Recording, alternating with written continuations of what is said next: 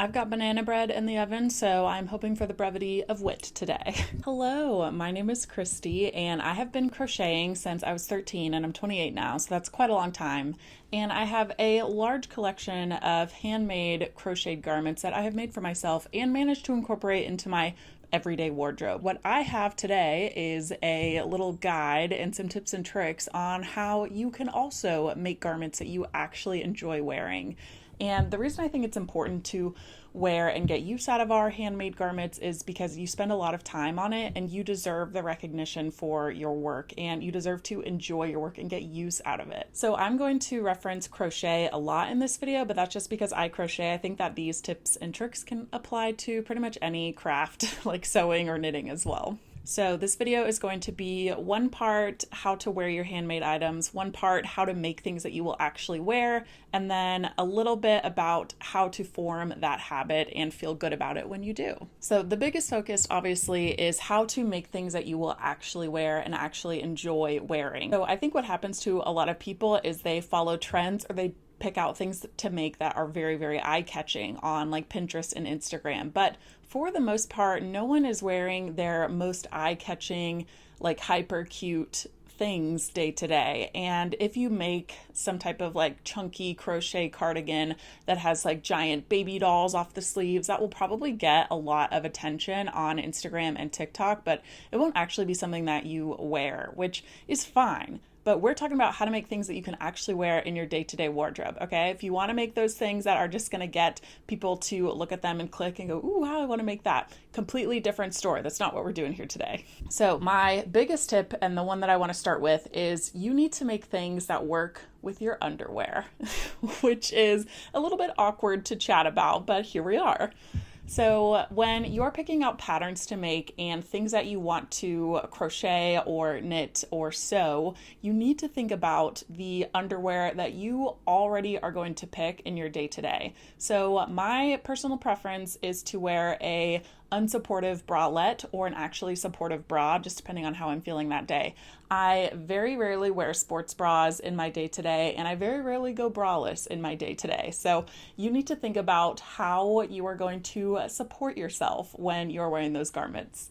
So if you wear a sports bra every single day, you probably don't want to spend a lot of time making something that's deep V, where you're going to have a big Nike check coming out of your chest right in the middle. You're not going to be able to incorporate that into your daily wardrobe all that much versus something that is high neck and is going to cover that and go with the underwear that you already prefer wearing. I'm going to use the word undergarment from now on because I feel like that's a little less odd. So because I am a bra girly and I prefer to have a little bit of support every single day, I am not going to spend a lot of time making a tube top or a very wide neck, like square neckline or something where the bra strap is going to pop right out of the middle. And I'm not going to spend a lot of time on things that are completely backless, where it would look really awkward to have my bra clasped in the back when it's supposed to be backless. So those are the things that I personally stay away from because I know I'm not going to wear them because I can't wear the undergarments that make me feel the most comfortable. And I think it's not a matter of like, you know, like free the nipple or whatever. It's just a matter of comfort and like what you feel the best in. And I don't think that you should have to compromise what you feel the best in just because you want to prove a point or because you feel like you have to wear this thing that you've made. So I do have a couple of garments that actually you really can't wear a bra with them, and those are my special occasion things. And I do not give myself a hard time about not incorporating those into my everyday wardrobe because I know that they just don't work with what I usually wear. Another thing to think about is if you are like a no bra girly, then you're probably going to want some type of fabric that will cover your nipples so that you can be in, common culture in public without offending people.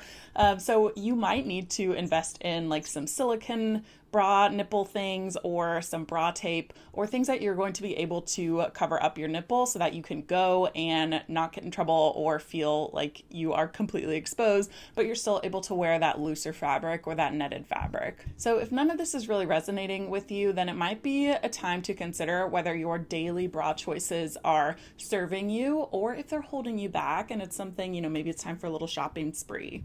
So for me, I became comfortable with bras after years and years and years of wearing a sports bra every single day.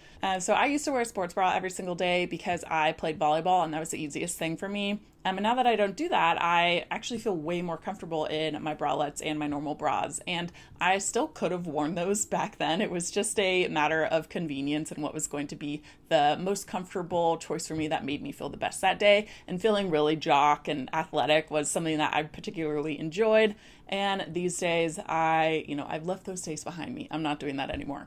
But what I'm getting at is that there's not a right way or a wrong way to do this. And I would never look back at pictures of myself wearing a sports bra or something that is particularly athletic or athleisure and judge myself for it, because that worked really well for me back then. And whatever you were doing in the past probably worked well for you. So we are not going to go back and say, oh my God, did you have bra blindness? No, we're not doing that. Whatever she was doing was working for her, and whatever you are doing needs to work for you. So once you have considered your undergarments, you next need to consider your overgarments. So I live in Portland, Oregon, which means almost every single day of the year I need to wear a rain jacket. So I have a beautiful bell-sleeved top that I made that I pretty much never wear unless it's not raining, because it's too difficult for me to put the sleeves into my rain jacket. I also have a puffy sweater that is really difficult for me to get into my jacket. And I actually have to wear my coat over my shoulders like a cape when I wear it. So those two garments are special occasion things that are not making it into my everyday wardrobe.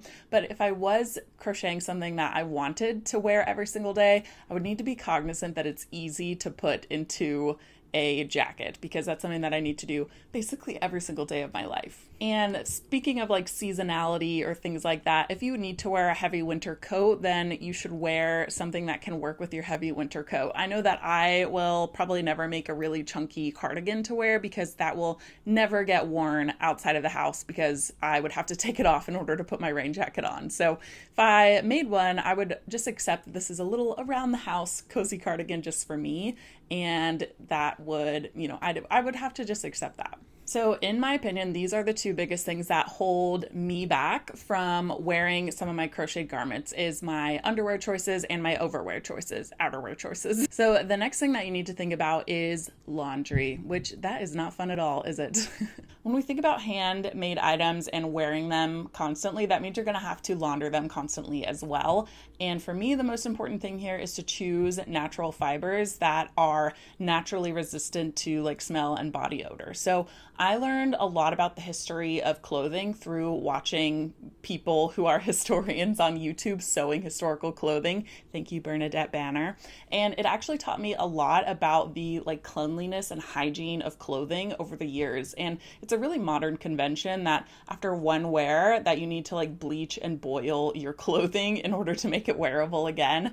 So this cardigan is acrylic, and it does smell after one wear. I do have to wash this pretty often, or Febreze it, because it is not a natural fiber, it's acrylic.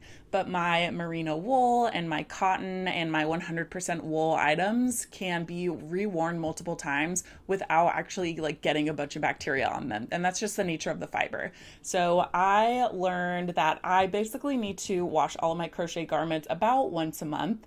And that gets me through, pretty much the entire month. And that also motivates me to wear my crochet garments a lot more, because I am thinking wash day's coming up and I want to make the most out of my wash day. If I'm going to do it, I'm going to do a lot of stuff. So I find myself wearing more of my items knowing that I have to do wash day anyways. So that's just kind of a routine that's helped me a lot. Depending on your lifestyle and where you live, you might need to wash them once a year. You might need to wash them, once a week. So I hand wash all of my items in cold, which is a little bit of detergent, and then just let them lie flat. I actually have my washing out drying right now. It takes a full 24 hours for everything to dry, especially the wool stuff, and it just takes a long time to dry. But that's a process about caring for your clothing that needs to just become a part of the routine of wearing them constantly, because if you don't have a good habit with cleaning your clothes, then you're probably not going to wear them as often, because you're going to really want to save them for those special occasions. So my biggest tip here is to only make things out of 100% cotton, linen, wool. Do a little research about the fabric that you are going to create, especially if you're knitting or crocheting and spending a lot of time on it, or the fabric that you're going to buy if you're a sewist. The next thing I wanted to talk about is the color and style of the clothing that you are attempting to make and add into your wardrobe. So a really common thing that is super easy easy is to make clothing that is basically a copy of something that you already have. For a cardigan, you would lay down a cardigan that you love out of your wardrobe and then crochet the pieces that will make the same basic shape as that, just in a different color, just in your own hand. And this is really, really common in sewing, where you might actually like literally cut up a pair of pants that you like in order to make a pattern so that you can create more. So I think an easy mistake is to try and make handmade things that are way too eye-popping and aren't like everyday wearers, because the things that we see on the algorithm and the things that are trendy are inherently eye-catching, and they're things that you remember and stick out in your mind. And so those can be the like tendency to make. But I think that if you are trying to make something for your everyday wardrobe, black, white, brown, blue, army green, mustard yellow, like those things that match a lot of different things are the ones that you really want to go with, rather than like a giant tie-dye rainbow cardigan, which for some people, myself, I would be able to incorporate that into my wardrobe with just a little bit of effort. But for other people, that is just not going to go with what their taste and what they usually wear. And so I think it's important to consider if you already have something in your closet that is going to match. So if you have your favorite pair of rainbow jeans and then you're crocheting a rainbow cardigan, I think we can say that that's probably going to incorporate into your wardrobe very, very easily. But if you only have like black and brown trousers that look very smart, and then you make a big girly pink and blue and rainbow cardigan and you try and wear them with something that is like dark academia, it's not really going to work out, and you're going to find that that piece just gets put out of your wardrobe.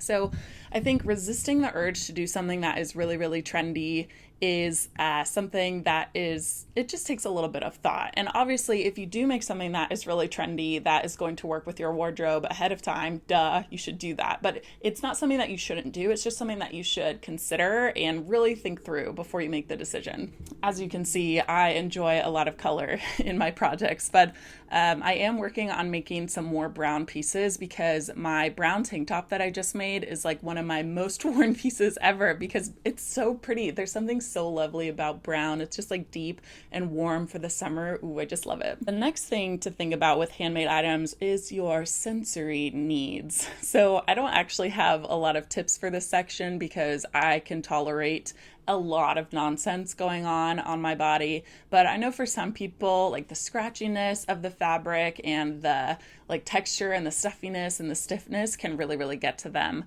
So if you are the type of person who, is very particular, who is like jeans and a t-shirt, who only wears leggings, then you need to think about how you can make something that is going to meet the needs that you have, which I don't have a lot of tips for exactly, but it's something that you need to consider. My next advice as well is to store your handmade items in your closet with the rest of your clothing that you are going to look through while you're getting dressed. So I actually have this bin of my handmade items that is see-through and easy for me to see. The spirit here is that you are not putting all of your handmade items into a little box and then putting that box under your bed and then asking yourself, why do I never wear the things that I make? It's because they're not there. So I have a couple of crochet dresses that are hung up in my closet, but for a lot of handmade items, they do need to be stored flat, like most knits can't be hung up. The idea is just to put that in a place that is going to be visually obvious to you. So I love the very cheap bins from Fred Meyer that are see-through on the front, and then I'll stack up my clothing where I can see all of the different pieces that I would like to wear. So the last tip that I have is if you are trying to wear your handmade items more, then you need to give yourself more opportunities to wear those items. So what I mean by that is that you can't be saving your nice items for like a special occasion, and you need to just make every day a special occasion. So for me, I'm wearing this dress and this cardigan, and for this afternoon, I am actually going to need to change out of this because it's going to be a little too hot. But I have made it a habit to change my outfit multiple times a day, which sounds like very vain and vapid. But the reason that I do that is because it lets me wear my handmade pieces when I want to, but not like ruin them by baking banana bread in them. And I think there is a tendency for us to try and pick out an outfit in the morning that is going to fit every single activity we have planned that day, which if you're doing that, that's probably why you're picking the leggings and the sports bra and the t-shirt and the sneakers every day, because that's probably the only outfit that exists that you're going to be able to do every single activity that you have. Make dinner, clean the house, drive to the grocery store, come home, sit on the couch and relax, walk the dog. All of those things probably need a slightly different uniform, slightly different outfit. So I change mine as needed, which is very easy for me because I work from home and my closet is just right there. But I think most people do change their clothes multiple times a day. You put on an outfit to work out, then a different outfit to go to work, then you change out of your work clothes and into your home clothes. And those are the opportunities that you can incorporate your handmade items in. So it's also important to think about, or to give yourself, a little bit of slack. If you have exactly only on Saturdays can I wear what I want and wear like my cute fashionable outfit, then that's 4 opportunities a month. And if that's all that you have time for, then you can't give yourself a hard time about not wearing your clothes enough, because 4 times a month is all you have. So you can get through a maximum of 4 items per month, which is very limiting. And so if you only have a couple of opportunities that you can actually wear your handmade items, then you can't give yourself a hard time about not wearing your items.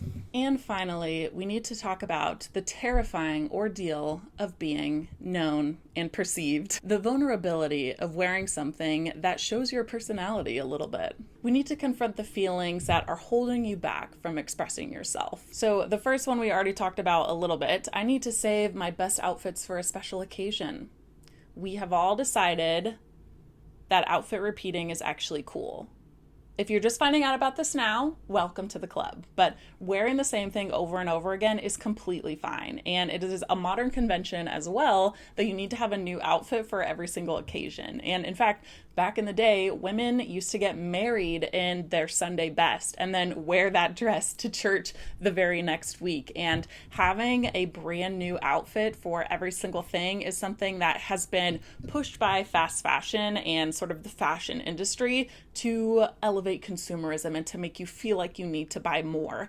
When in reality, the best thing to do is to find an outfit that you love and feel really good in and tweak it a little bit for every event that you want to go to. So for me, I like to wear my outfits as like a trial run. So if I have a date night, I'll wear something that I was planning to wear to a wedding to go to dinner with my husband. And that gives me an opportunity to try out the shoes I was going to wear, try out the bag. And then that makes me actually more prepared for the wedding that I'm going to, because I already have an idea of the bra needs and like how this is going to fit and if this is going to be comfortable and just what I need to prepare for. So that is a really good practical reason to rewear your outfits so that you know that they are refined and ready for the big moment. But I think the other reason that people might not dress up in their like fancy fashionable clothes as much is because they're worried about overdressing. But I think that idea, kind of comes from the idea that being women and dressing up is a competition and you can be the best dressed one there. But I think dressing up is more a sign of respect than it is a competition. So if someone invites you to brunch and you show up way overdressed and you're in your heels and your little sunglasses and everyone else is not doing that much, it's not a competition and it's not something to be embarrassed about. It's a sign that, you invited me to brunch and I would dress up to go to church and I'm dressing up to meet you. So I think that that's just a good reframing for if you feel a little bit self-conscious about wearing dresses and skirts and things that are considered more formal. I gotta go get my banana bread. The banana bread looks beautiful. So I've got about 10 minutes for it to cool and then I will have to go down there and eat some. So let's wrap up. So we've all decided that not only is outfit repeating smart, but it's also completely fine and actually a cool thing to do. We've also said that showing up a little bit overdressed is a sign of respect and not something that you need to be self-conscious about or give into this idea that this is some type of competition that we're all doing together. It's not. We've decided that you don't need a new outfit for every single occasion, and the smartest and most practical thing to do would be to get a really good outfit fully locked down, just in your back pocket like an ace up your sleeve. So now we need to address comments, because if you are wearing your handmade things that are a little bit quirky, or they might be like slightly poorly made and have, things popping out of the bottom, it can be a little bit embarrassing if someone gives you some feedback. And it's especially embarrassing if it's something that you spent a lot of time on and their first thing that they say isn't, "Oh my God, that's so cool. I can't believe you made that." It can be a little bit of a downer. So what helps me with those little anxieties is just telling myself that no matter what someone says, there's two possibilities. What they said could either be true or it can be untrue. So let's go through each scenario. So we all know that this type of feedback doesn't come in schoolyard insults like that. It usually comes in like tone and eye contact and like, "Wow, look at you." type of comments where they have plausible deniability. Because if someone was actually being mean to your face, like, it's so easy to just be like, "Well, I'm going to wear this even harder now," because like, hello, they're a mean person. Why do you care what they think? But it is true that on the internet, people will just say mean things for no reason. And again, you don't really need to worry about their opinion because they are mean. But also, the things that they're saying are either true or untrue. If they say something that is true, then congratulations, they have eyeballs. Like, what's the big deal? Maybe my outfit does look stupid. Maybe it makes me look like a literal clown. Maybe all of this color blocking and all of this texture, which is meticulously thought out, is actually just an idiot move. If that is the case, then they have eyeballs. Congrats. Like, what's the big deal? Well, the world is just your fashion show. It's just your oyster, isn't it? Well, I choose to spend my limited days on Earth having fun and expressing myself and enjoying who I am as a human being. I mean, how many weekends do I have? Okay, how many times in my life am I going to go to brunch? Okay, I need to make the most of every single moment and carpe that diem, starting with getting dressed in the morning.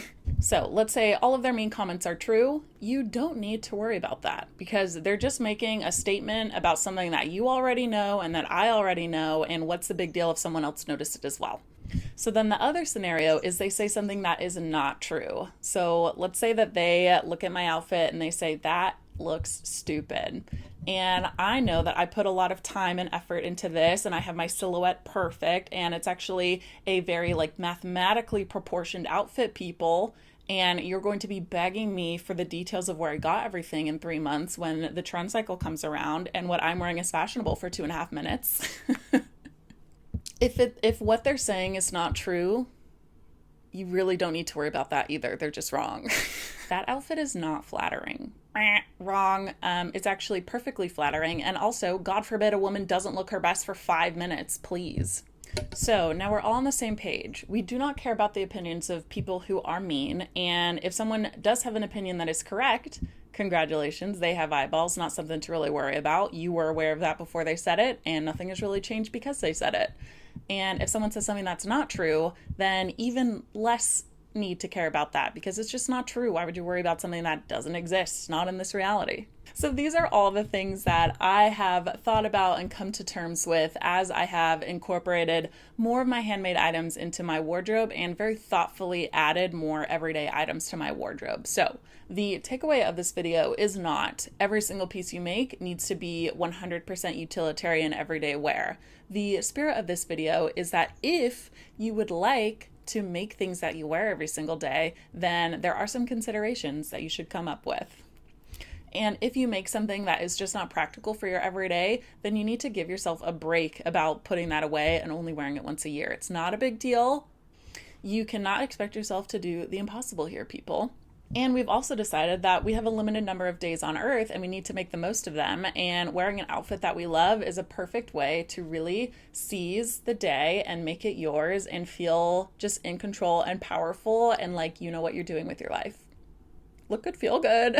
And we're also going to pay close attention to what underwear makes us feel the most comfortable and try and make things that are going to allow us to wear that underwear with it. And that might be no underwear at all, people. In which case, enjoy life. Have fun with that. So to wrap all of this up, I actually have an everyday tank top pattern coming out called the Not So Basic tank top, which is something that I wear pretty constantly. And I developed the pattern because I needed something that I could wear a real supportive bra with that was not going to take a long time to work up, that was going to be loose and comfortable and casual, something that I could dress up, something that I could dress down.